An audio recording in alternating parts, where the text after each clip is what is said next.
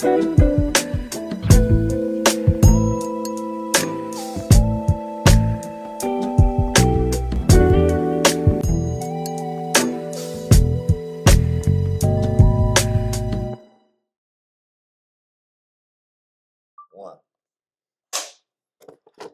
going on, everybody? Welcome to the Pull Up Experience. We have another great issue for you guys tonight. We got the man, the myth, the legend, the best rapper alive in the building, Jeff Jones. Jeff Jones. Jeff Jones.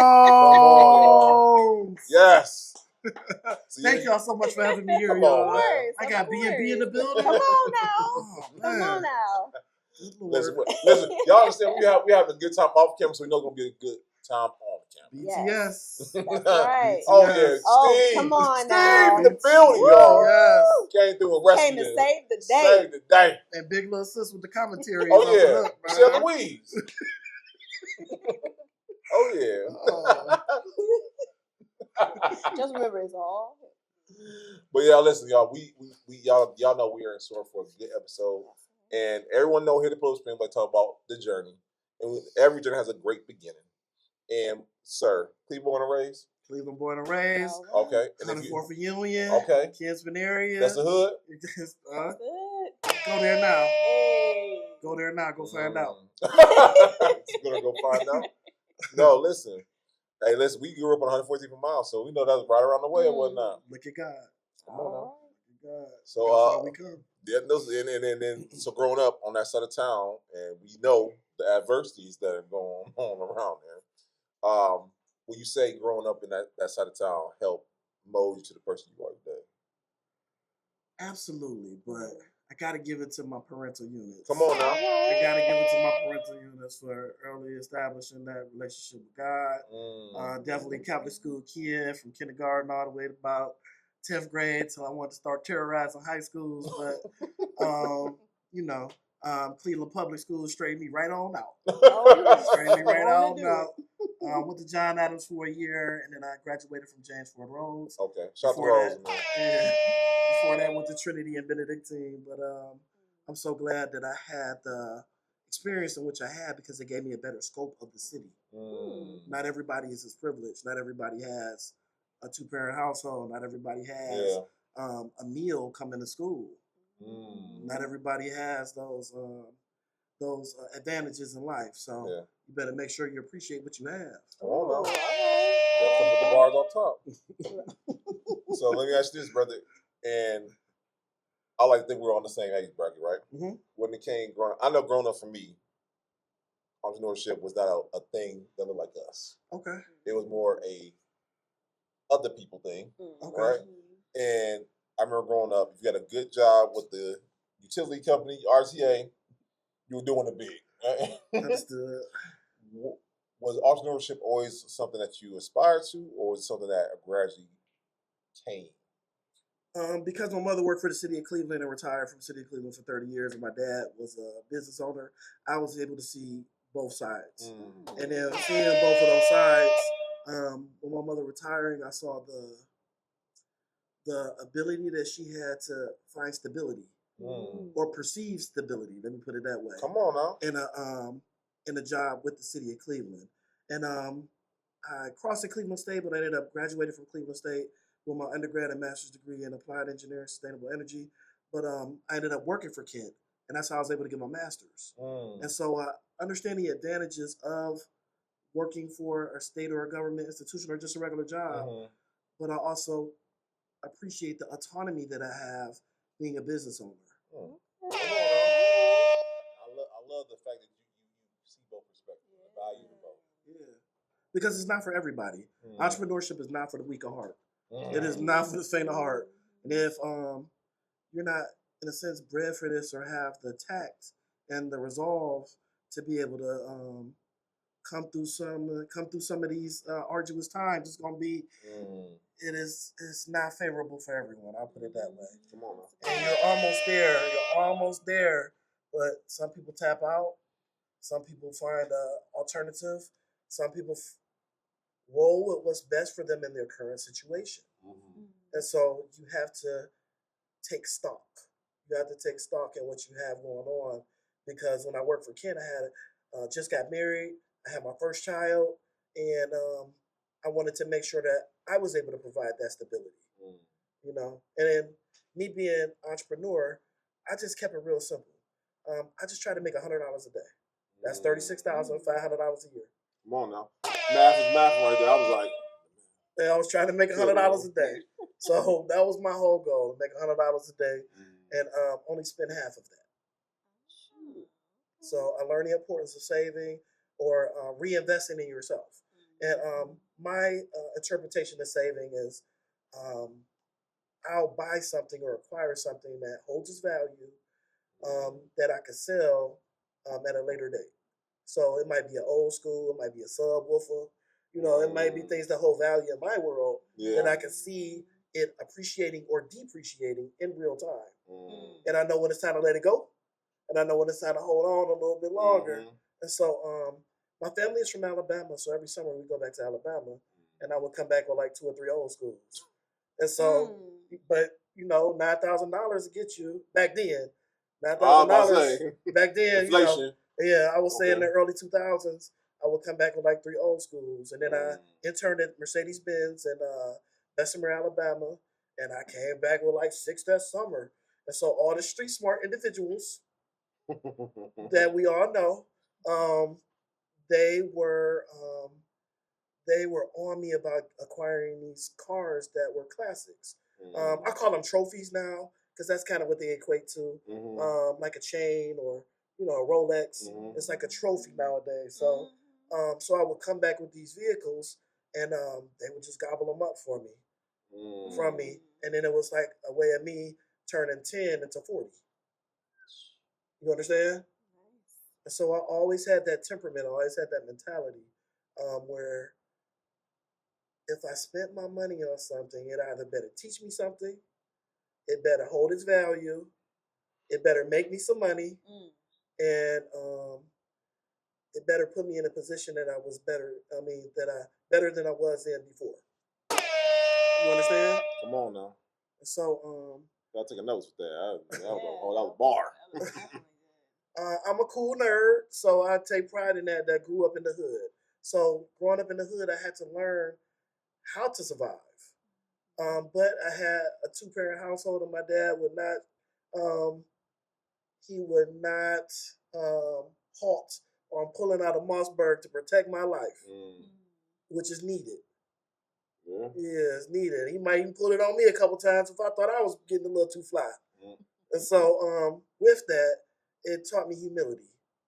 It taught me how to be humble. It taught me how to understand, like, none of this stuff is guaranteed. Yeah. And nobody owes us anything.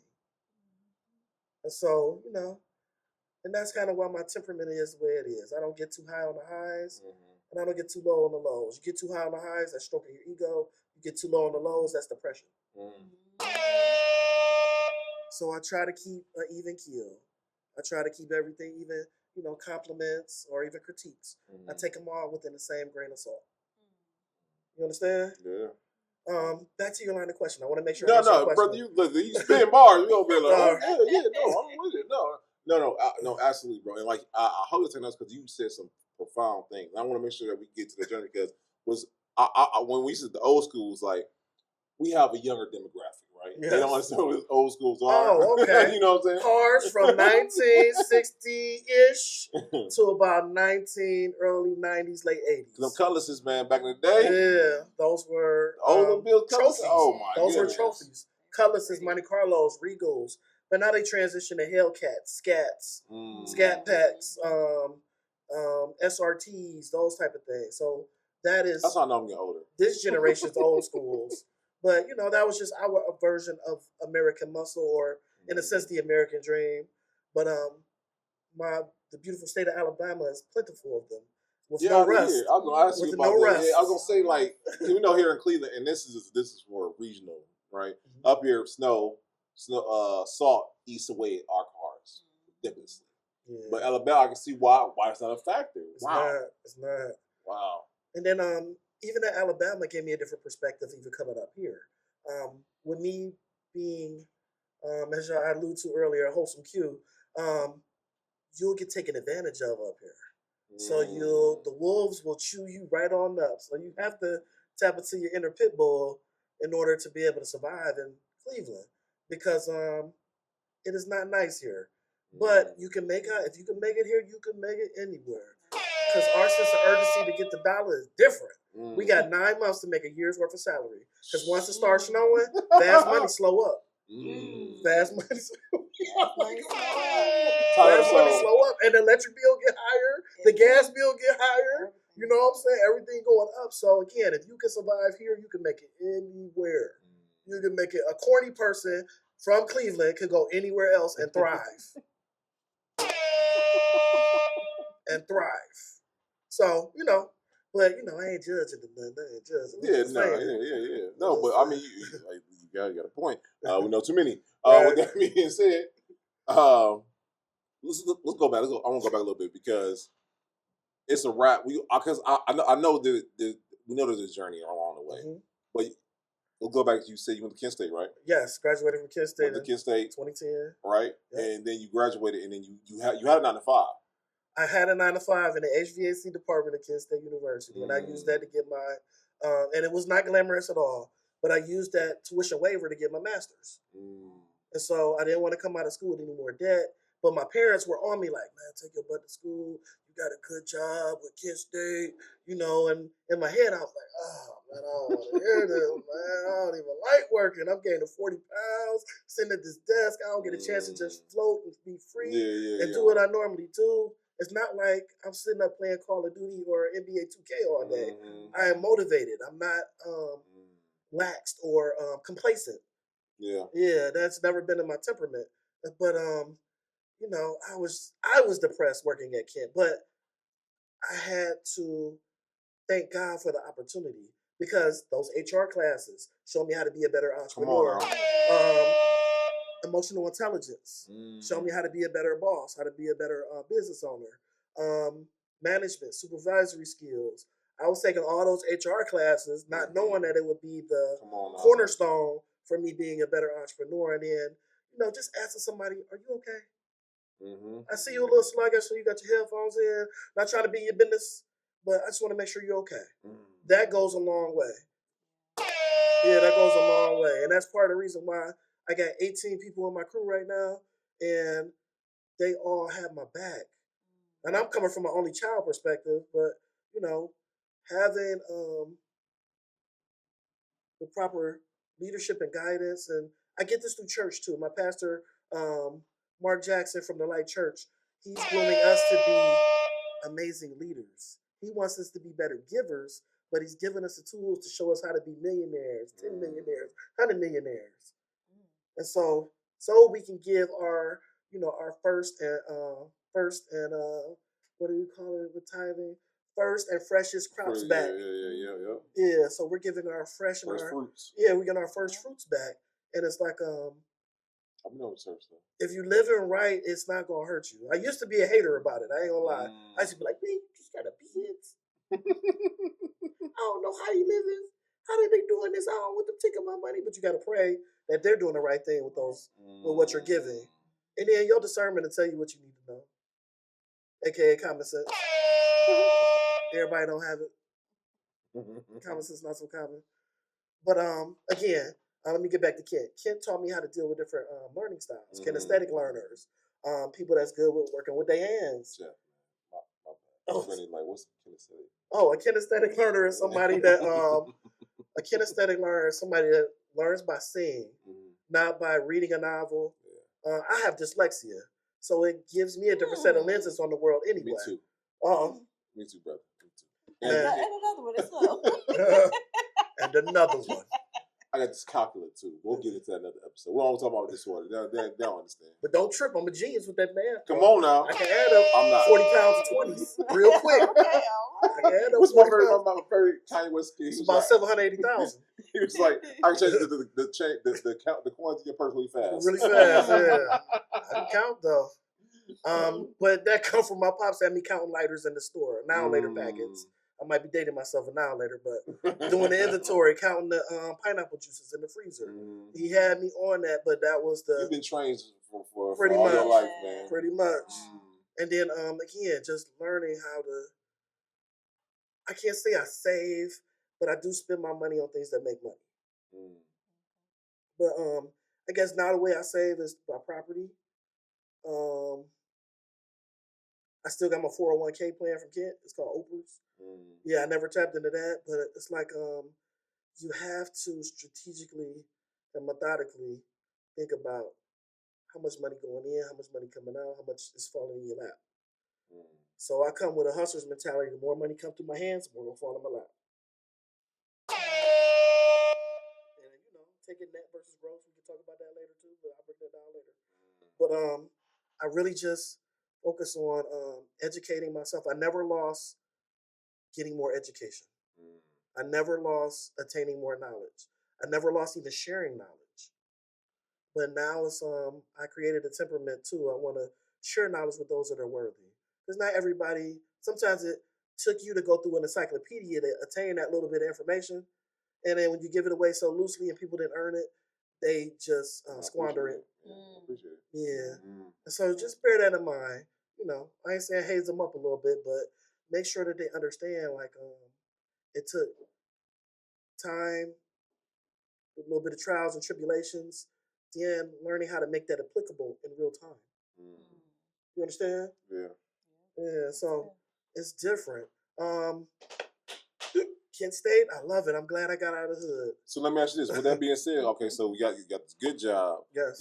Your people's like Perceived good job. right, perceived good job, right? Yes. And you got this good job. You go back to school. When was the moment in your journey where you're like, all right, this is not what I want. I have to do my own thing. Well, I went to Kent and started a shop called Magic City Customs in 2004. It was a detail shop, a tent shop, and a car audio spot. And so this is me as an undergrad, as an entrepreneur and an undergrad. Wow. And so while I'm in school, I went to those professors' office hours. Like, how do I was struggling with economics. How do I make this applicable to my business right now? Please show me. And I understand macro versus micro, but I understand it now. But at the time, maybe I wasn't in the temperament to receive it. Yeah. You know what I'm saying? So it's like, it's a bit different. I had to mature to get to this point. And, I'm 45 now. I was born in 79. At 30 years old, I thought I was ready for everything that I have right now. And I really wasn't. Yeah. I didn't know how to delegate time, duties, responsibilities. I wasn't even the best organized person. And I really was winging it until I went through Jumpstart. I was kind of going off a kingpin. I was going off a kingpin, street smart individual, alter ego persona, however you want to take it. But I never took those street chances because I knew that I'm not built for the consequences. And I never wanted to disappoint those who helped put me in position to be where I'm at right now. That's so good. So I come from a thorough bloodline. We the real Joneses. Yeah, we ain't just the regular Douglas. We the Alabama thorough bloodline Joneses. So it's like I knew that I could not, let alone disappoint myself, but I have a support system that I had to make sure that I stayed in tune with. And so with all that, and I went to Cleveland State, flunked out. And then, it was embarrassing. Sometimes I'm going to Kent, they're like, cuz, what type of degree? It take 10 years to get, cuz. But I didn't understand. I'm fighting dyslexia and I'm trying to keep up. Wow. And then I didn't understand I had dyslexia until I got in the master's degree program. I was like, I can't keep up with all the reading. Is there any accommodations that I can get that can help me? So they made me take this test. It was like 8 hours. I paid $450 for it. And they told me I was two extremes. I was extreme in the math, the sciences, and cognitive ability. So you could dump me in Italy. I'm going to figure out the language. I'm going to figure out how to make a couple dollars. And I'm going to be all right.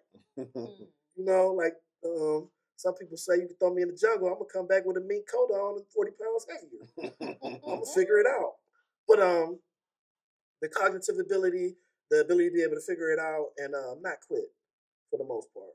And I think I got that from the Qs. The Qs is like, how, the Qs checked me, honestly. The Qs checked me. It was The like, cozy mood. shea butter and warm sugar is where it's at. Or maybe you're more in a champagne spritz and roses type mood. Whatever the mood, set it with one of these Febreze Air Mist fragrances today. Getting the opportunity to land on some money.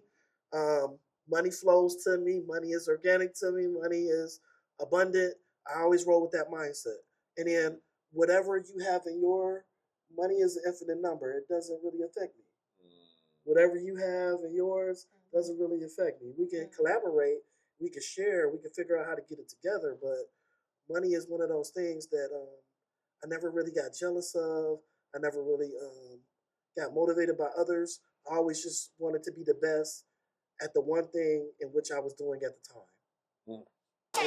And then the bread came as a direct result of me creating relationships, networking, mastering my craft, and then coming together with synergy to bring it all together. So I started off doing car audio in 1994, hooking up sounds, putting them slaps, and womp womp, that stuff in the cars. The first car I ever did caught on fire. Wow. But that street smart individual's blazer burnt up. He came back with a Corvette. Let me did the sounds of that.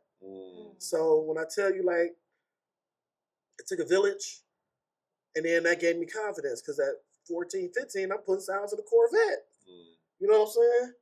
And, you know. And how do one learn those things? Little trial and error? My next door neighbor, Carlin Norman, he was doing it, and he was in the motorcycle gang called Omens. And so there was so many characters and good people. They look super tough. They are, you know, and brolic and just mean, but they really good people at heart. And once you're in it, that was like my first taste of even any type of organization of men that's trying to uplift each other. Yeah. And so, you know, that blew my mind a little bit. And then they always just uplifted me and instilled confidence like a brother should. I'm my only child. So it's like, you know, or even like a big sis, you know, even like a big sis should instill confidence. I never had that before. So coming from only child playing Super Nintendo and Super Mario and that type of stuff to my parents pushing me outside and my next door neighbors had me racing cars, wheeling motorcycles, and, you know, having 2 or 3 cars up and down the street that was mine and my parents didn't even know. It was just a crash course in the Hustle 101 Cleveland edition. Yeah. And it was like, you know, they were showing me, like, you know, I'm on my 58th car now, which is crazy, but. Bro, time out. I'm on my 58th car. Did I hear you say that right, bro? My 58th motor vehicle. 58th. I had 17 motorcycles. But I would freak them, I'll buy them, freak them, and then it's somebody's dream car. And then when I went to Rhodes, it opened me up to the West Side. When I tell you, like, the whole other world. Yeah, the Puerto Ricans and lower end Anglo-Saxon people that are cool, they had an understanding of struggle, not too dissimilar from what we may go through. Yeah. So it's like, I can't say they understand it perfectly, but they have an understanding. And so with that, you know, I would take a cutty over there, and they were like, my brother wants that. I'm like, well, I'm doubling up the price. Go ahead and give it to me. And so, you know, then that time my pops found my shoebox worth of money. That was wild. But, you know, the transition from the west side to the east side, they rolling Japanese cars. Versus over here. Yeah. Versus, you know, so it's like me getting a bigger scope gave me a wider view of the bigger industry as a whole. Yeah. So again, I saw car audio dying off. Those dudes who were in their 20s were turning into their 30s and having kids. And you either gonna choose this car seat, this baby seat, or some subwoofers. And so I saw that paradigm shift really happening. Yeah. So it taught me quick that I had to pivot and adjust. Come on now. I had to pivot and adjust. So then, it's right before I crossed. And so this is 1999. I crossed Q in 2000. I went to tint school and learned how to do window tinting. And that was the best move I ever could have done in a long time because every car needs tint, especially with melanoma, skin cancer, the discretion. I didn't think about the that. Privacy. Yeah. And then it's it really makes somebody think about running up on your car. We can't see. Yeah, Mm. you feel me? Fear the unknown. Yeah, that's true. And so remember, I was telling you how we have to level the playing field and bring the pit bull to the wolves. 10 is part of that package. Mm. You know what I'm saying? Yeah. 10 boosts your level of discretion, so you can count a couple dollars with the discretion and not have to worry about, oh my God, are they gonna get me? Yeah. You know. And So more, it's more so safety than it is, you know. you can put this MacBook in the back seat, not and to it's out worry of sight, about. out of mind. You can put your purse in the back seat. It's out of sight, out of mind. And so once I discovered that with window film and window tint, I just focused on becoming the best at it. You know, I started off tinting all my little cousins and all my older cousins.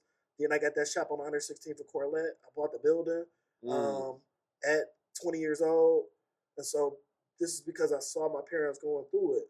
And then a young man, well, he's an older fellow. His name was Mr. Adderall. He had sold it. He had owned a store across the street. He's like, I want to retire. I got a young little thing. I'm 68. I got a 30-year-old. And I was like, oh, okay. So knowing that he wants to retire, you know what I'm saying? It's an opportunity. Yeah. And he wanted like 48 for the building. I think I got it for maybe 33 in a little brown paper bag. I don't know if y'all remember that back in the day. Brown paper bag. Yeah. So I pulled up on him with that brown paper bag, and he was like, let's go downtown to the county. And that was my first time learning about commercial property, commercial real estate. I didn't know that's what this was. I was just going through the motions. And then that Long day, I need a break to just take care of me. And I love how Febrez's Soothe and Restore sets the mood perfectly with relaxing notes of warm whipped sugar and shea butter. And now I'm ready to relax and unwind. you know, not the most intelligent. Right. And so I try not to lean on that. I just wanted to make sure that, for one, I could keep quiet all the naysayers of my family and hit them with the big joker and the little joker and the ace and the king. And, you know, now it's like, man, they look up to me because I'm hustle cuz, but in the best way possible. Come on now.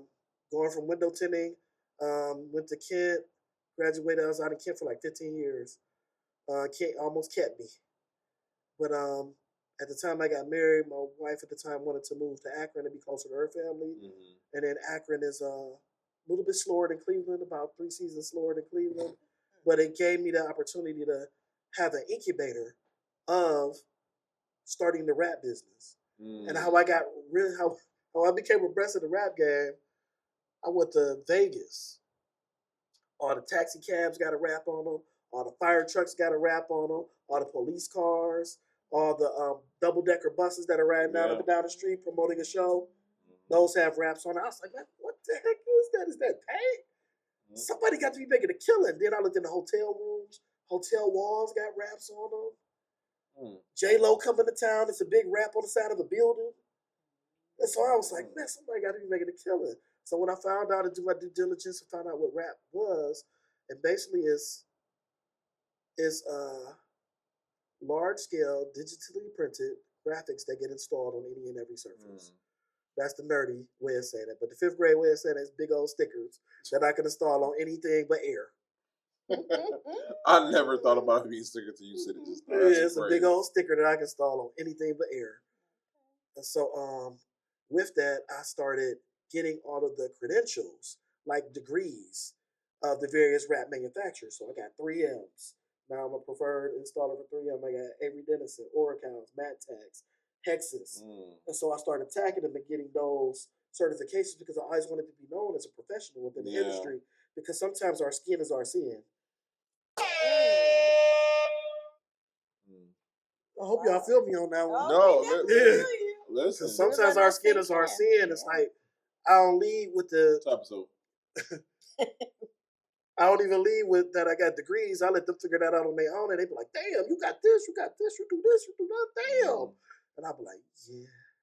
And remember, I don't get too high on the highs. I don't get too low on the lows. Everything I do is for knowledge, information, to be able to reinvest and to make some money off of. So it's like that temperament has led me to where I am right now. Fast forward, moving to Akron, I started It's a Rap in Akron. And I went to a school called Geek Raps University in Miami, Florida. Geek Raps had me thinking I was gonna rap all the Ferraris and Lamborghinis in Ohio, but there are not a lot of Ferraris and Lamborghinis in Ohio. So I had to make a life change, so I had to pivot. The only job I can get was rapping RTA buses. But if you can rap a bus, you can rap anything. And so I'm up here knocking out RTA buses on Hayden in East Cleveland at night by myself in 2 days. And so it's like that was my pledge process rapping. That was my boot camp rapping. And that's The bus. the RTA, the Rita. The Rita. The Rita. And so I was knocking out the Ritas 2 a day, you know. I mean, 1 in 2 days, a whole bus rap, as well as all of the small graphics that are on the side of them underneath the windows. Yeah. I was doing that, but that stuff got me. It turned me into a dog. It turned me into a dog because I'm not the most tallest individual at all, and so it's like I had to figure it out. Yeah. And then figure it out, and because I'm an engineer, I always try to refine the process. I always try to make it better. I always try to figure out how I can make it faster. Second save minutes, minutes save hours. You understand? So I'm always thinking with a analytical mindset, trying to make things better. And then getting that job rapping buses, that was when I decided to jump off the porch and start doing it on my own. I worked for another spot and I lost the job because they were going to sue them for $880,000. And I was like, that's how much they think I'm worth? But I came to the one job with all of the certifications already. But I signed a non-compete disclosure. Do not do that, y'all. Do not do that, y'all. And so for 3 years, I couldn't work for another company. So that's what made me create It's a Rap. Oh, come on, man. Wow, that's a crazy adversity. Like, that's what made me do it. I'm about to figure it out. Everything is figure outable. Everything is figure outable. I'm sorry, hold on, bro. We gotta go back. What goes into rapping a bus? What goes into rapping the bus? Yeah, I'm sorry, my brain is going like, how? And you said by yourself. Okay, so they come in 60-inch panels, up and down, vertically. So I'm connecting them 60-inch panels, and I'm rapping straight down. Then I get it, the next one aligned. I probably use a registration mark or a word or something to make sure it's not running uphill or downhill. And then I just start aligning them all down the bus. It's like you putting the puzzle together. It's like one piece, or it's just like. Well, at our shop, I would pre-assemble them. So I would get long tables and just pre-assemble them, and then put registration marks on it to make the job that much easier for me when I got on site. Okay. So when I got on site, I would have a piece of tape, and then I would match those pieces of tape together. And I had to worry about the wording, verbiage, or pictures. Yeah. So I would, I had like 3 pieces of tape, one at the top, one in the middle, one at the bottom. Okay. So if I could align those 3 pieces of tape together, then I knew that I would be straight, and I just focused on keeping the graphic straight, so it wouldn't be running downhill on the bus or uphill on the bus. Oh, okay. And then once I mastered that, it was a rap. You made like that was a simple stuff. Right, It was a rap after that. I'm like, ABC. Right. Well, that's why I teach now. I will talk about that. We'll talk about that too. I was about to say, too. that's the thing about being a master of what you do. It's simple. It sounds simple to you. We over here like tape here, tape there. It'll be upside down, left and right.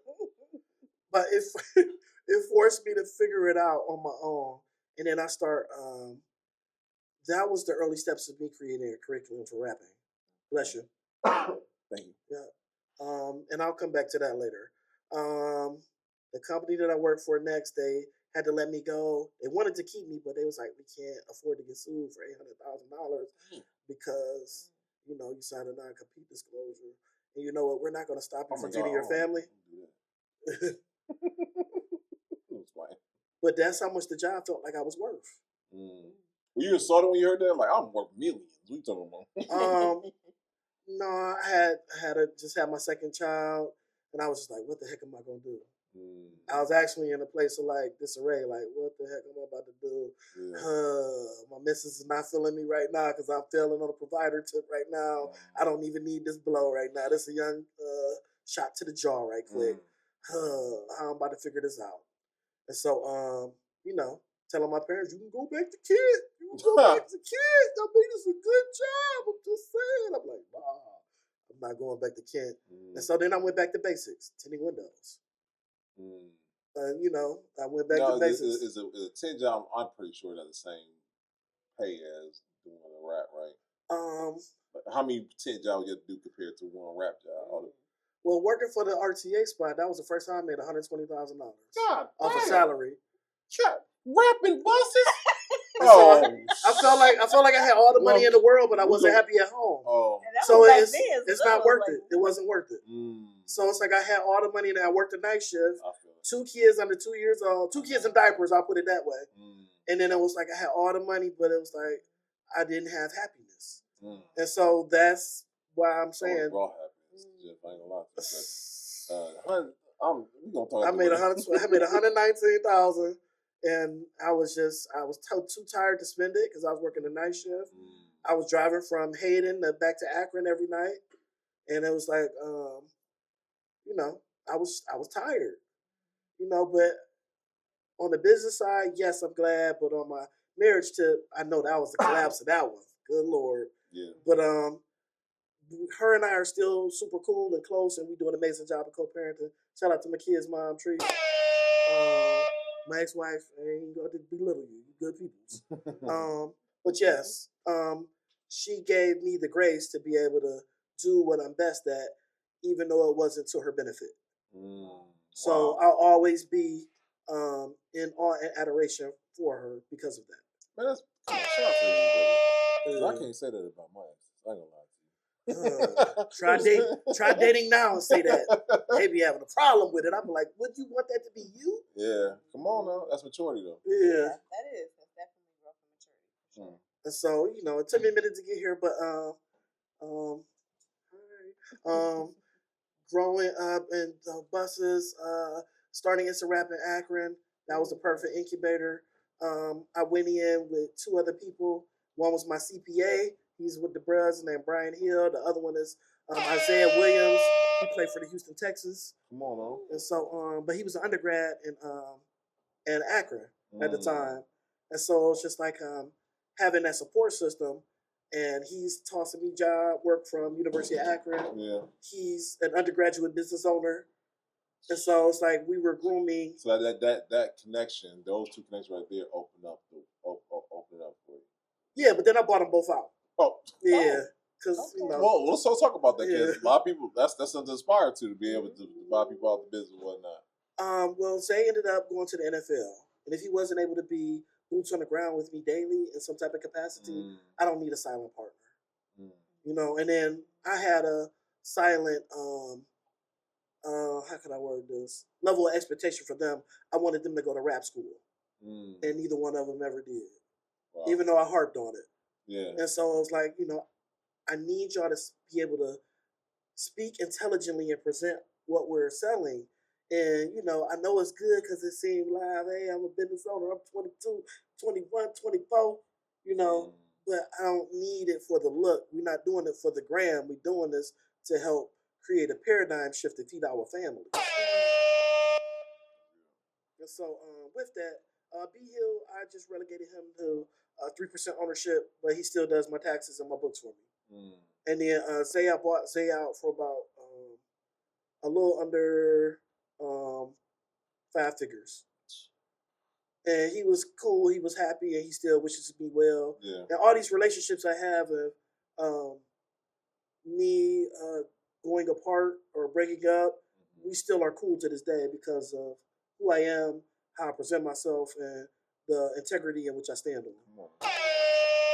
From the ex-wife to my ex-business partners, you know what I'm saying? We all still, if I call, they going to pick up the phone. You understand? Okay. Yeah. Yeah, so. That's testament to who you are, though. Yeah. And the benefits you have and the person that you are. So. Yeah. So went through the motions of Akron. It's a wrap on 299 Romick Road. I realized I hit my ceiling in Akron. And with me not being from there, I wasn't privy to the political capital of being from there. You understand? Tell me, bro. You that's a whole bar. Meaning, like, because I didn't go to high school there, I didn't have those relationships nourished I didn't have. I'm kind of like an outsider, but I do good work. Yeah. You know, I'm black, so go ahead rock with me. But you know, you kind of high. Why you ain't hooking me up? And I'm like, well, I'm giving you the best rap in the world. Come on now. What are you talking about? And I'm not in the business of hooking up, man. My kids can't eat a hookup. My kids can't eat a hookup. Put on a t-shirt. So and then it's not like this your second or third or fourth car. This your first one, and you still ask me to knock like $1,000 off, bruh. Your material costs $1,000. I'm only charging you $25. You feel me? So stop playing with me. And then I was staying on my guns with that one. And then my saving grace was being an installer for other print shops that lacked qualified installers. Wow. Come on now. That's why how the certifications came in. Yes, because I was able to present to them like I have the formal training to be able to knock out anything for the Terminal Tower, for the University of Akron, for Alliance School in Stark County. So I'm able to, and then I'm a professional with what I do also. Yeah. And so then I start creating my own. So Roman Road, my 3-year lease is up. I got hit with a major blow. My father passed away. I'm sorry. Yeah, I appreciate you. Thank you. That one was crucial. I didn't know what I was about to do. And so basically I went 2 months without really doing anything. And I was just trying to be there for my mother. But then she's like, you know, I'm grieving too. Ain't really nothing I could do for you, bruh. So she's like, you know, you're going to have to, this is a good time to invite God into your life. I was having anxiety attacks. I was tripping. But it's because I didn't have or wasn't in tune with my frequency with the Lord. And so, you know, and then I was doing things to cope with I was doing coping mechanisms instead of dealing and addressing the issues at hand. Yeah. And so once I realized that, you know, I had to figure it out and make sure that I'm the healthiest version of myself for my little ones and myself. So then, you know, God do what He do, and 216 signs a young man named Shimmy Shan Harris and a young man named Avi. I forgot Avi's last name. I'm sorry, Avi. Both of them pulled me to the side. I was like, look, my detailed business partner just left. We got an opening in the spot in Valley View. And I'm like, Valley View?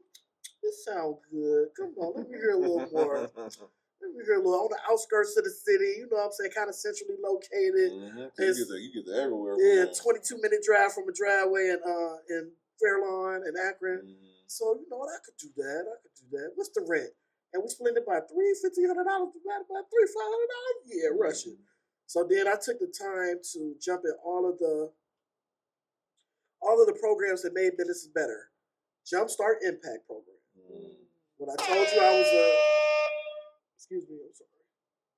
When I told you I was a street smart individual, like if I spend $1,000, I'm trying to make $3,000, but I'll settle for a double up. That was me. But it was with window tinting. It was all toward legitimate endeavors. Window tinting, vehicle wraps, and selling old schools because I still had that under my belt with motorcycles and things like that. So 7600 Exchange Ave, man. And then I ended up winning Jumpstart. You got a couple questions for me about how you already know about that because you have. Is anyone who's seen the Piss competition? It is very competitive, right? You have to articulate what your business can do, what you do, the money, all the good things. And I asked you on camera, but I'm glad I asked you on camera, is what do you feel like is essential? Is it to have a great business to be able to articulate the pitch to, or to have a great pitch about your business? I really feel like it's both. You need to have a great business that's able to generate revenue. You need to have a great pitch, letting people know oratorically that you're able to convey to them, like, I'm really good at what I do. This business is definitely profitable, scalable, and it's going to have an impact on the city. And so that's kind of the secret to winning. You want to win impact, here go to 3 secrets. Your business has to be a for real business, y'all. Y'all gotta have y'all house in order. Next, you have to show how you're having an impact on the city of Cleveland via impact. They want to see that you're able to create jobs. They want to see that you're able to train people. They want to see you're able to create careers in this particular industry or endeavor. You're gonna be in next year. I got you. I got you. Come on, at me. I got you. We got our coach right here, our pitch coach. Yep, so people win. Y'all know who y'all are. Y'all know who y'all are. But impact on the community, is it scalable? Because if you pass away right now and your business can't continue to flourish, it's not really a business. You're just self-employed. So if you don't have a team in place and now I'm learning about systems, policies, and procedures now. So I'm about to franchise. I'll break all that down to y'all a little bit too. But you have to have the systems in place so you can go quote a job in Hawaii or go work a job in Hawaii, and the day-to-day operations of the business still gets done and executed as if you were still there. Yeah. And I ain't mean to hurt y'all feelings with that one, but that one was a cold truth right there. If you're not able to leave your business for 2 weeks and it's not sustaining itself, you are not a business owner. You're just self-employed. But we all start somewhere. And so figure out what you need to figure out to get yourself to that level of scalability, of growth, and being able to run and operate without you having to be there. All right. Then when it Jumpstart gave me the structure. I didn't know what a P&L statement was. And so I wasn't ignorant. I just was rolling with a different business model, which was what the street smart individuals taught me. So, you spend $1,000, you'll settle for a double up if they keep it coming. You spend $1,000, your aim is to triple up. So if you can make $3,000 off your initial investment of $1,000, you're winning. Then they show me how to break that up. So your initial investment, put it back into your bank account. So you don't ever have to tap into that unless you're going to spend some money on some other things that are going to make you more money. The other $1,000 put in your pocket, that's your profit. The other $1,000 put it into your business. So that way you don't have to dig into your pocket for a business expenditure. I'm going to take a note because Jeff is breaking all the way down for y'all, man. I've amended that recently. Now I have employees or subcontractors that I work with. So I break everything down into quarters. I'm about to get a quarter. The shop about to get a quarter. The materials about to get a quarter. And then my workers about to get a quarter. So that way I can, and it usually goes, you know what I'm saying? So everybody feel like it's fair. And so I don't pay hourly in a sense, but I pay on if we're wrapping a brand new, what you roll up here, an Expedition, Explorer, something like that. If we're wrapping a brand new Expedition, it's going to be, let's say, even number $4,000 to wrap it. Yeah, I'm going to get $1,000. The materials are going to be $1,000. The shop about to get $1,000, and then if 3 employees or 3 subcontractors work on it, that $1,000 is made available for them to split up. Whoever has the most knowledge and expertise, being the team leader, whoever did the most work, and then the other 2 kind of figure out what it's about to be. But we always make it kind of fair. So say the lead installer get 5, the other 2 split the other 5. You understand? Yeah. And then we're knocking out cars in a day or 2. So what other place did y'all know that you can make $250 in a day? And so I have developed, because of Jumpstart showed me how to create a curriculum for what I do, which led to the RAP Trade School, which is my not-for-profit. It's called the RAP Trade School. It showed me how to pull window tinting out of It's a Wrap, because I'm growing It's a Wrap to sell it. Come on. So Jumpstart told me if you're not growing your business and when you're writing out your plan, if you're not thinking about the pitfalls, the peaks and the valleys, and either you're going to keep it and pass it out to your family members, and then how you're going to put that in a trust for them, or if you're going to grow it to sell it. I'm growing It's a Wrap to sell it. So Jumpstart told me I was all over the place. They're like, you're tinting windows, hooking up sounds, making up Greek paraphernalia, making paddles and shields for fraternities, sororities, you know what I'm saying, doing car audio, hooking up cameras. You're doing a lot. So what makes you the most money, or what do you think can possibly make you the most money? And I was like, well, fleet and commercial raps, like I was doing with the buses. And they were like, all right, then that's what we're going to focus on. And I was like, what you mean? I'm the best car audio, rapping, hooking up sounds, making a shield. I'm the best hustler alive. Who y'all think y'all talking to? But I had to humble myself and prepare myself to receive this information and to grow out of the cocoon that I was in and get ready to grow, because it was getting real tight in there. You understand? Yeah. When it start getting real tight, that means it's time for you to grow. You might feel it in your chest. You might feel it in your surroundings. You might feel it in your home. You might feel it in your spirit. That just means you're about to have a breakthrough, or it's about that time. Come on now. So, Pastor Jones in the building. Jumpstart gave me the coldest foundation ever, and it taught me like how to methodically run my business. It gave me the places in which I was slipping at, or was overlooking because I was weak at it and didn't want to address it. So it was a lot of self-checking going on too. So it's like, I can't run from it. I have to go ahead and figure out what I need to do to make my business better. And I want to grow it to sell it. So we're relegating to fleet and commercial vehicles. And then part of my pitch was I am growing InstaRap to sell it. And my clients are government entities, small businesses, large corporations like Verizon, AT&T, and then small print shops without qualified installers. Not you and your expedition.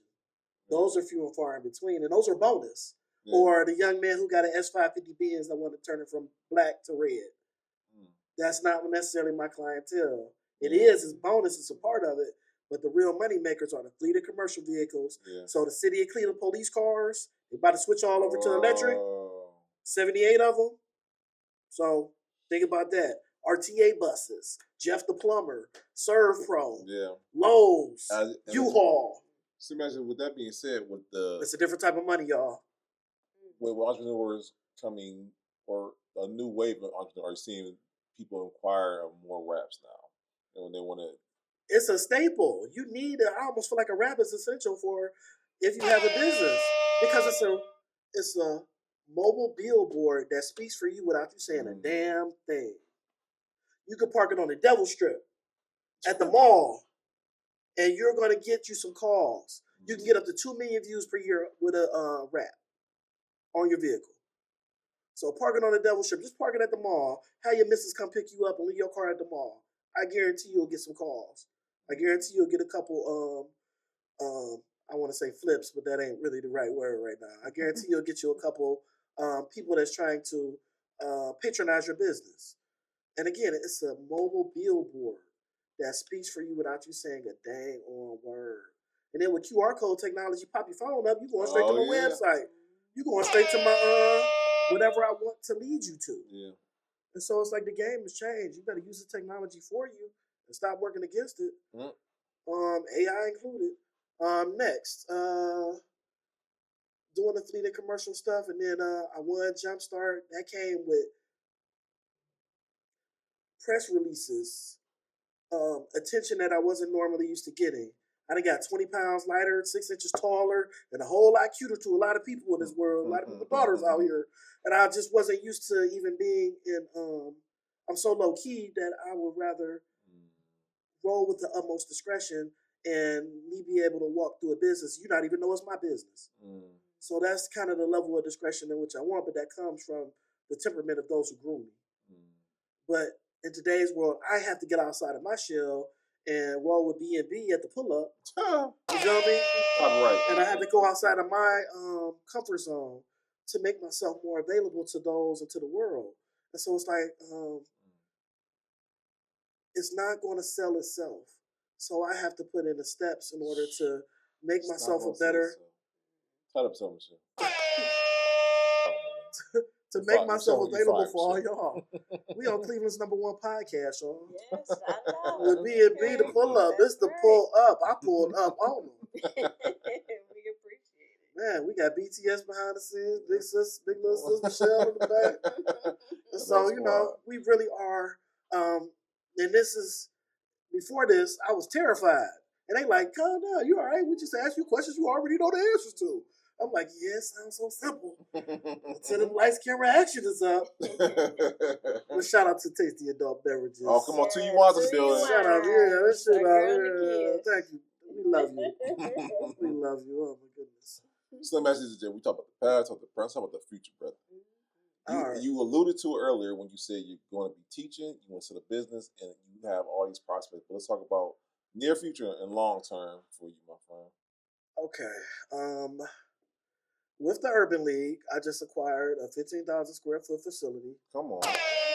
in Akron, 6 minutes away from my house, to be my It's a Wrap headquarters. So I'm going to do all of my printing and production, sign making, training, and also even have some space to rent out to create an ecosystem for other entrepreneurs in a similar like-minded situation to be able to get out of their garage, to be able to get out of their basement, to be able to have their first link at a brick and mortar, to give them a lane to show them like, okay, it's time to grow. You know, it's you in that cocoon. I know it's getting tight on you, but come on, you tripping on $400-500 a month, but look at what it's going to give you. And so with that, 1500, I closed on it in the end of March, but this was all a process. I just became MBE ED certified. It's minority business certification. Hopefully this new commander-in-chief don't scuttle it, but we about to figure it out together. But all this stuff is opening up so many more doors for me. You're alluding to the future. Now I have the ability and the power to bid on the city of Cleveland police cars, to bid on the RTA, to get it myself. And over the last 2 years, I've been scaling. So now I have 18 people that are affiliated with me, that work with me, that I could send them to go do the RTA job. Other things on the horizon. I've wrapped the Football Hall of Fame, United Way of Stark County, Akron, University of Akron, Kent State. We about to do the Raiders. Allegiant Stadium, we about to wrap the Raiders Stadium. And I tell you, it's a different type of money, y'all. And it just put us in position to be able to feed so many more families, be able to give so many people exposure and experience that they may not have gotten on their own. And then, you know, I'm having that pep talk with them. Don't you this up? You know what I'm saying? We're going to come in here. We're going to do this job. And then the whole thing is changing for me. Monday, I'm going to go quote the Tampa Bay Buccaneers. Ooh. So it's like, it's the etiquette in which I have, the approach in which I have. I'm not coming at them with a, you know, I'm coming at them like, hey, I'm Jeffrey D. Jones Jr. How you guys doing? I'm the owner of It's a Rap, and I am, you know, the best rapper alive. How may I help you? Different cadence. Yeah. But it's like you have to be able to, or like, I blast me, yo, hey, get my time. Adios, amigos. You know, but trying to put, with more people around me, I got bigger bills I got to pay. And so it's like, that doesn't make me nervous at all.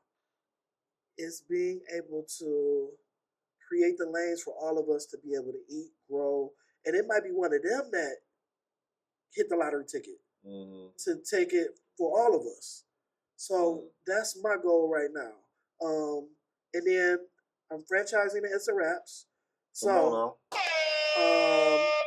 Sacramento, San Diego, Seattle, Washington, Portland, Oregon, Las Vegas, Phoenix, Arizona, Denver, Colorado, Houston, Dallas, Charlotte, Tampa, Orlando, New Orleans, that DMV area, Connecticut, so I can catch that little Brooklyn little line and stuff is all about a half hour away. Pittsburgh, and then the next one will be in Columbus, opening up the third quarter of this year. I'm been hearing too much, Brittany. I'm sorry, but Right. you hear my man. That's a lot of cities. And so, because of Jumpstart, it's a lot of Cleveland Browns players that want to invest with me. But again, because I went through the one thing with my one dog, I tell them to go to rap school. They don't even know that's my litmus test. Hopefully I'm saying it right. No, you got it. Yeah, that's how you know that they ready to get to work then. And I'm actually even like, just retire. Just focus on your career right now. because you only have a microcosm of time to get as much as you can with this career that you have. And so, holler at me when y'all retire. And then it's just funny, like they asked me what would I need from them to even be able to buy in with me. I'm like, I need a $250,000 trade line on your AMX. I need a apartment or condo in the various city. I don't want to be in your hometown city. I want to be in your college town, because your college town, they need those with the NIL deals. They're rewrapping those athletic offices every year. Wow, that's so smart. They're rewrapping those the college campus every year. And it's a different type of money. I don't necessarily lend on the customer coming in the door. I'm lending on the institutions that have the discretionary income to create a budget of 6 figures or better, and then we can do this every year. And like, I hope y'all got the dictionary for when y'all watch the episode. My man is saying some words. I'm like, I'm gonna need that for later. I'm being for real. I told you I'm a cool nerd. Listen, brother, I'm like, okay, yeah. Macrocosm, okay, yeah. No, I'm just like, shout out to you, Jeff. Oh, thank you. I don't open up like this. Shout out to man, 2U1 does it every single time. Man, they tried to warn me. But I don't get outside much, and I just want to share. And if this is my last way to be able to share, I want it to be. Brother. We come down to Akron. We gonna pull up on you. We gonna have to pull up on you. We gonna see you rapping, and then we'll get some more 2U1s. You be rapping. You be rapping while you rapping, and we gonna get that on camera and all that good stuff. Franchising, and that's why I'm creating the systems. Because they're not only buying me, they're buying the systems that are put in play to franchise the business, my suppliers, the relationships I've created, the intellectual property in which I have on doing installations. And then you get a whole turnkey business. Yes. I'm not playing with these folks. You're gonna get your money's worth out of me. And then I'm not gonna be there. I'm gonna be there for the first 3 months. Grand opening. Woo! But, I'm going to show them how to really run the business of the business. And that's what Jumpstart gave me. Circling back to winning all these pitch competitions, I won another one called Chain Reaction. Greater Cleveland Chain Reaction. I won $20,000 with that one. And it was a different setup. No problem. It was a different setup. But they definitely thought I had a great business. A young lady that came in second to was Marshmallow of the Month. Saida, amazing business, great peoples, and I just talked to her yesterday. So, and it was funny too. She was like, when I saw I was going to get you, I was like, shit. And I was like, why you like that with me? She's like, because you're not playing. Like, Jeff, you're not playing. Do you know who you are? And I'm like, I'm good peoples. Yeah. And so she was like, But then she ended up becoming like one of my best, I call her my business therapist because I don't always have these outlets to be able to share some of the things in which I'm going through, or some of the, again, peaks and valleys. And so she's like, no, but you need to think about it doing it this way. Then she give me these other little programs or other ways of networking that are unbeknownst to me. So that way I could sprinkle wings a little bit. No, listen, you part of the best network now. Sure. And then it's just seeing how all this stuff is just matriculating so fast. Not that I'm not ready for it, but it's just I'm a tourist, so I like steadiness. I like stability. I like I'm slow to change at times, and so seeing how all this stuff is going down is making me grateful that y'all even taking the time out for me to give me a lane to present myself, and I'm just so grateful, y'all. Nah, come on, brother. Yeah. Like I love stories like yours because once again it shows not only the ambition, the enthusiasm, but also the intellect you have to have in order to be an entrepreneur. And that's something that you have passion, but you also have the savvy to accomplish what you're accomplishing. And then the fact that you're scaling at such a large rate is phenomenal, man.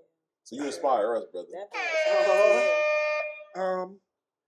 Y'all saying I inspire y'all, but sometimes I feel like I'm not where I need to be yet. But I'm gonna change my perspective and again enjoy the moment. I'm learning how to be present in this moment. And again, grateful for y'all. Come on now, man. Yeah. Thank you. So like I said, part 2, we gonna pull up Akron. Like I said, we Pull gonna up to the Valley View one. The Valley View one Oh is yeah, raw. oh the Valley View Let too. me up. All right, bet we gonna do that. So here at the Pool Experience, y'all already know we have our simple questions, right? Okay. And no answers alike, by the way. 277 questions. I mean, 277 episodes. Every answer is different. 277. 277. And once you have a unique perspective. You have been you grew up in Cleveland, but you've also been in Akron. So you got like dual citizenship, right? Alabama too. And Alabama too, right. With that being said, you know the stigma that Cleveland is not. People say Cleveland is not a clever place. But once again, you've done an awesome job at collaborating with others. But how do you, in your opinion, how do you feel like you change the narrative of Cleveland not being a clever place? Tongue twister real quick, by the way. Yeah, I'm sure. Cleveland has taught us we have to roll with our guards up, because even with our various business endeavors, you may put some faith in somebody and they'll try to remix your whole business as if it was theirs. So with that mindset, I call it the copycat hustler mindset. You have to rely on your discernment. Those who are the cream of the crop gonna come to you, and y'all gonna meet each other, and you're gonna be like, "Hey, man, whoa, you got superpowers too? Whoa, I got X-ray vision. You can fly? Oh, okay, you can run? Okay, whoa, okay, let's figure out how we gonna put these together. Yeah. If I can fly, you got X-ray vision. How we gonna figure out how to put this together so that way we can be unstoppable? And then with that collaborative effort, I'm gonna learn how to tap into my X-ray vision. You understand? Yeah. I'm gonna teach you a little bit on how to how to fly a little bit. So that way, Cleveland a rough place on that one, because it's different. We're bred to be separated. It's a very segregated city, and so I would say you have to get out of Cleveland a little bit for some type of sustainable amount of time to understand the trappings that are in place here to keep us divided. And until you do that and see that and gain your understanding of that, you're going to be relegated to that mindset. But the only way you can really get around that is invite God into your life and ask God to put you in a position. I pray for y'all. I pray to get put in situations to where God, please I pray for protection, wisdom, and guidance. I pray for protection, wisdom, and guidance. And then put me around good people that we all can have like-minded ideals and be able to uplift each other. And so that's the only thing I can say, Cleveland. We're going to invite God in our life, Cleveland. Come on now, Cleveland. You need Jesus, Cleveland. Get it right. Get right with the Lord today. And stop being so selfish. Yeah, everybody's not trying to take anything from you, man. And if they do, I would rather lose you for the soft little $200 than the $300,000 that I was going to make with you. So you lost me on the front end. Thank you, God. Yeah, don't trip on a small change. And money is abundant. Money gonna stick to you. I know everybody got different plights and different situations, but when you open your mind up to he's gonna have a dump truck full of money, she's gonna have a swimming pool full of money. You know what I'm saying? Yes, Lord. I'm gonna have this whole room full of money. Come on now. And all of our monies don't have to touch each other, mix each other, or compete against each other. And so when you tap into that mindset, more things are gonna come to you abundantly. And it might be an opportunity. It might not be the dollars. It might be an opportunity that's going to change your life. Okay. Did I answer the question? You answered that question, brother. You answered that question.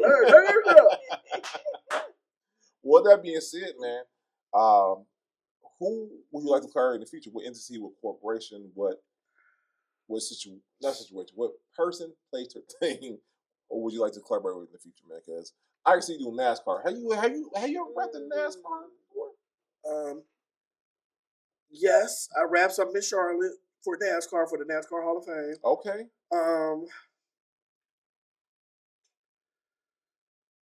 It's a high barrier of entry to get in there. There's so much nepotism involved, and nepotism, I'll break that down. There's such a Michelle, it's a structure. It's a influx and a generational structure of people that they have in line that are going to get these type of jobs. And so that's what DEI was supposed to help Oh, dismantle. we must start. But they have systems in play and families in play that have been doing this for 4 or 5 generations, and it's going to be hard to penetrate that market unless I catch a 2 or a few. You know, that's the only way I really can. But you know what? Everything possible with God. Let me not put no limitations on myself. And so NASCAR not one of the ones. I would say I'm doing it right now.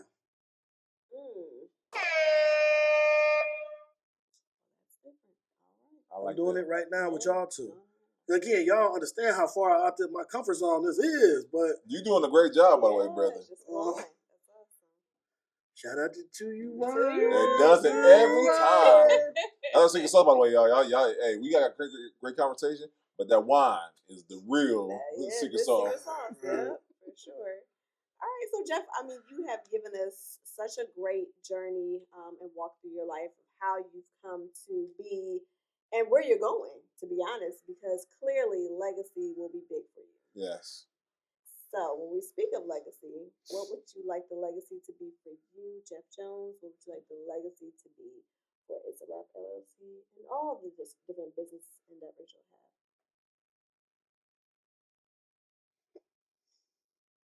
Just thinking, right? You like. I want to retire by the time I'm 48. I'm 45 right now. I want to sell It's a Wrap for $48 million, $48 to $50 million, all of them included, and then be able to do some of these other business endeavors I want to do. I want to do these large-scale LED screens and put them in stadiums. That'll be my next move. Or on the back of box trucks. So the U-Haul trucks riding up and down the street with the big LED screens, promoting the pull-up experience. You feel me? Pulling up with It's a Wrap. Because I look at wraps as just a still image or a photo or flyer, where the displays can be a whole commercial. And I look at that as just being the future. So as I'm thinking of paradigm shifts, I'm seeing that being a paradigm shift for me. That's good. Okay. That's good. And then lastly, and again, we keep this very last because I know that there is someone that is watching or listening that has been inspired in a grand way with what you have brought tonight. You've been jumping them gems, brother. You have. Between me and him now, been lighting this thing up. So it could either be something that you said or maybe didn't get a chance to say, but we're going to bring it on in 3 takeaways for tonight's episode. 3 takeaways. Yeah, Good Lord. Yeah, come on now, Jeff. Actually, y'all gave them all to me. Stop being scared to collaborate, y'all. Stop being scared to collaborate, man. Nobody's not going to take nothing from you. What God got for you, God got for you. Bars. Stop acting like that. You're being real selfish. Selfish, self-centered, and self-serving. And maybe God dropped that person in your lap to show you, like, okay, you got wings too. You can fly too. Let this person show you how to fly. So stop acting like that. Next move. Now get y'all stuff together. Sometimes I can't present y'all properly because y'all ain't got y'all SHIT together. And I was in that boat too. So I know the feeling. So it's like, I can't present people properly that look like us because you're not about to embarrass me. And it's like, I come with high standards. I put in the work. Y'all can too. And I got dyslexia and I'm not about to read a novel. I have to go figure out the sources of which is going to give me the information properly. AKA YouTube. AKA podcasts. I'm about to say Audible is my best friend. Audible books. I'm on Rich Paul right now, audiobook. Come on now. Took 5 hours, 30 minutes. And that dude, life is almost parallel to ours. Take the time, y'all. Take some time for yourself. What's my third one? My third one is invite God into your life and share love. Some of y'all don't know what it is to give it or receive love, but, pray for that. Because love is an awesome thing. And you have to be in the mindset to be able to receive it, but you have to see it in order to give it. So focus on inviting God in your life and giving and sharing love. It's not going to look like, what it is on TV, Valentine's Day, all that stuff, man. Love might be a struggle, but that struggle is what's going to make y'all tighter. you know, that's it. Hopefully, I don't get on a soapbox. Not listen, Oh, listen. good. We got the best rapper alive in the building, y'all. And like I said, we gotta do part 2. We gonna have to pull up on you, man, and we gotta see you in action, do your thing, and just see the master at work. Woo! Nervous energy. Nah, you did, bro. Your natural habitat. Exactly. So the most important question of the whole interview, brother, where can people learn more? Where can they get their raps? What can they buy the franchise? All that good stuff. Where can they do all that? We're gonna learn more about you. My name is Jeff Jones. I am the owner of It's a Rap, and we are focused on being a one-stop shop for design, printing, and installation of large-scale, digitally printed, wide-format graphics that get installed on any and every surface. I am the greatest rapper alive because I can install on anything but air and water. Bars. Next, y'all can find me on Instagram. I'm Q-Dog Jones on the personal side. It's a Rap _LLC on Facebook and Instagram. We got a website. It's a Rap LLC. Hopefully, I get a chance to meet more of y'all, get a chance to grow with y'all, get a chance to learn from y'all. And, you know, relationships are reciprocal. And so as much as y'all take it from me, please pour back into me. Come on, now. And Jeff Jones, love you, because I was raised in it, so I know it. Love y'all. All right. Root to the Q's. And shout out to B&B. Big little sis Michelle over there. Behind the scenes, Steve over here. That's sticking, by the way, Steve. Yeah. Cool, pretty young lady just walked in. Sorry, I don't know you. But yes, y'all, this was an amazing experience, y'all. I was nervous as heck, but hopefully it didn't show through. No, you the did experience, brother. You did great. And I'm so grateful for y'all time, man. And God bless all your future endeavors. on. Y'all some beasts. Shout out to the #1 podcast, The Pull Up. The Pull Up is real, y'all. Y'all think it's a game. The Pull Up is real. And to you wise. Yes. So listen, guys, as you guys watch the episode, right in the show notes, boom. Do me a favor. All his links is right there. So get your rap, hit my man up, learn more, hit him up, okay? Guys, we have to pay some bills. Episode 227. Episode 227. 277. 277. Look, you gotta think about the show and not the episode. You know, drinks are cut off. The wine is doing what it needs to do. Guys, entrepreneur dating game is here. Okay, it's here. By the way, we'll talk to Jeff afterwards. But listen, guys, y'all gonna love it here. Oh, listen. Now. You're gonna love it here. Entrepreneurship and love. I'm busy though. We're bringing. See, that's you're gonna love it here. That's the premise, though. That's the beauty of it all. We're bringing entrepreneurship. We know it's hard, and we bring love, and you got to understand what it's like to taste a date entrepreneur. It's gonna be late nights, early mornings. There's a song. It's gonna be, but it's gonna be good. All right. And we are gonna have 1 bachelor, 3 bachelorettes, 1 bachelorette, 3 bachelors. And we're going to find them love, and they're going. And ain't no balloon gonna be pop, by the way. Ain't nobody popping no balloon. We live classy around here, okay? And we're going to do like an old school dating game, where there's going to be a curtain. They won't be able to see each other, but they're going to be able to talk to each other, so ask questions, and they're going to choose from 1 to 3. I want you, and they're going to have one of our many sponsored dates they can choose from, and we want to be able to bring. My dream is to have the very first public experience married couple. We're going to do it. It's going to happen. It's gonna happen. It's gonna happen. Yep. So, guys, last chance to get your ticket. We have 2 for 1 going on right now. That is no better deal than that. We want to see everyone's loving face in that building. Okay. February 16th at 3 p.m. at the 4 Beach Show, our second home. So I need you guys to get your tickets right away. All right. You guys heard my man. Make sure you guys tap in. It's going to be a beautiful thing. Speaking of beauty, make sure you guys check out my podcast, Beauty Told. Beauty Told. I got it. I know. We might need a couple of them. Listen, me and the fabulous Bree from Overflow Studios have come together Mama Bree. Talk about collaboration and things aligning. It definitely has transformed Beauty Told in a way that you have never seen. And if you haven't checked in, make sure you guys tap in. What are you doing? Because the episodes are coming bi-weekly to you every Saturday. Make sure you guys listen to our stories. Still having fabulous guests on. We're taking those relationship topics. We're expounding on them. And again, the overall goal, you guys, you can learn from our story. The Me No Waste Story, Will Tone on Beauty Tone. I cannot wait to see you guys there. Love You're y'all. going to be a troll one time. Yeah, I see you I'm down. already. Just that quick. Just that quick. No, listen, guys. And you guys, if you rock with us, then I need you. I want to see. I want your subscriber count go up. Stop playing with me. That's right.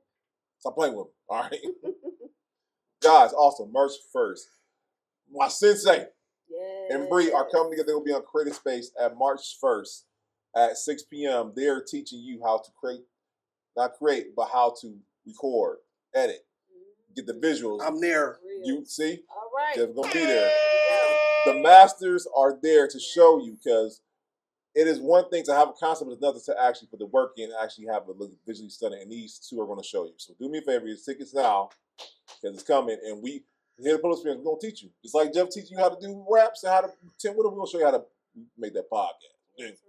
Stop playing. And then lastly, guys, am I missing anything?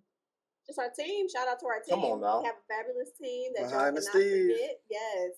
Listen, the list goes on and on.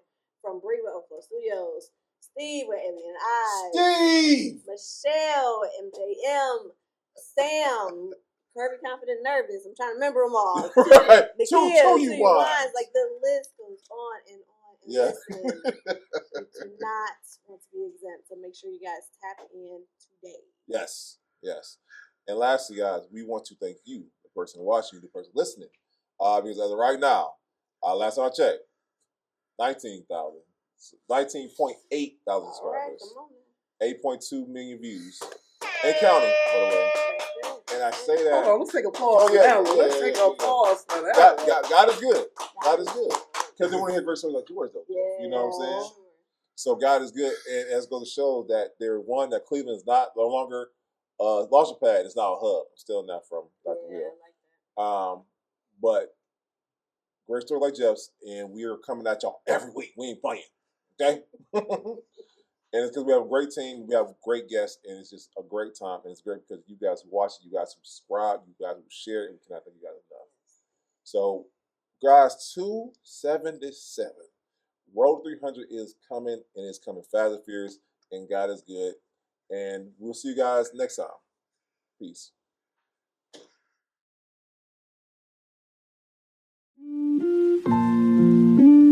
Thank you.